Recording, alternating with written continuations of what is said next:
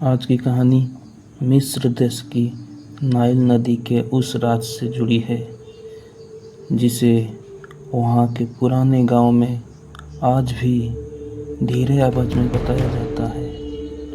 लोग कहते हैं नाइल नदी के किनारे रात में एक अंधा पुजारी भटकता है और जो भी उसे मिलता है वो सुबह तक जिंदा नहीं रहता। लेकिन दोस्तों, सबसे डरावनी बात यह नहीं है, सबसे डरावनी बात है वो पुजारी जिंदा नहीं है। बहुत साल पहले नाइल नदी के किनारे एक पुराना पत्थर का मंदिर था।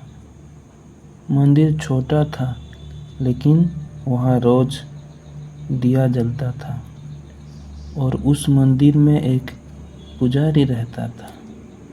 लोग उसे नाइल का रक्षक कहते थे।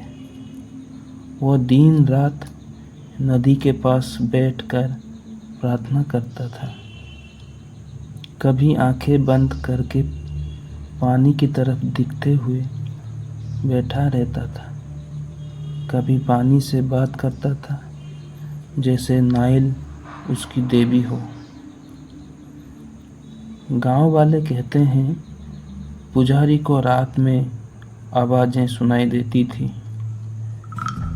कभी वो हंसते हुए बोलता था, कभी रोता हुआ प्रार्थना करता था, कभी अचानक चीख कर कहता था, मुझे मत बुलाओ। लेकिन वहाँ कोई नहीं होता था, सिर्फ नाइल की पानी और गहरा अंधेरा। एक रात बहुत तेज आंधी आई, बादल गरजने लगी, बिजली चमकने लगी और उस रात पुजारी मंदिर से बाहर गया और फिर कभी वापस नहीं आया। सुबह गांव वाले मंदिर के पास गए तो उन्हें सिर्फ पुजारी की माला मिली और मंदिर के सामने नाइल का पानी लाल था, जैसे किसी ने खून बहा दी हो। पुजारी का कोई निशान नहीं मिला, जैसे नाइल ने उसे निगल ली हो। उस दिन के बाद रात में अजीब चीजें होने लगी।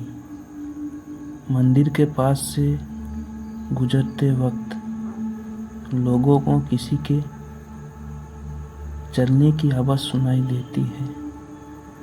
कभी माला की मोती टकराने की आवाज़ें, कभी हल्की सी प्रार्थना की आवाज़ें, कभी किसी अंधे आदमी की सांस।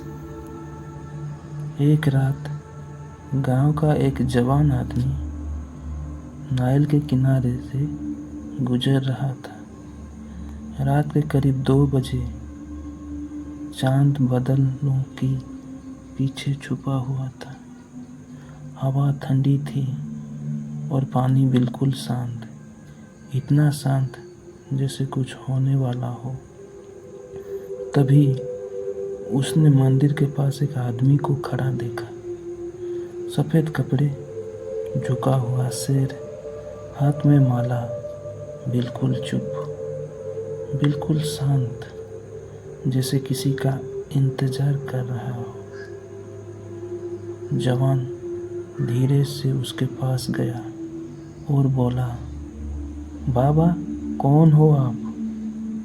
वो आदमी धीरे से मुड़ा और दोस्तों, जैसे ही उसने चेहरा देखा उसकी सांस रुक गई, धड़कनें तेज हो गई, पैर कांपने लगे, क्योंकि उस आदमी की आंखें ही नहीं थी, सिर्फ काला अंधेरा, चेहरा काला अंधेरा। अंधा पुजारी धीरे से बोला, मुझे नाइल नदी तक ले चलो।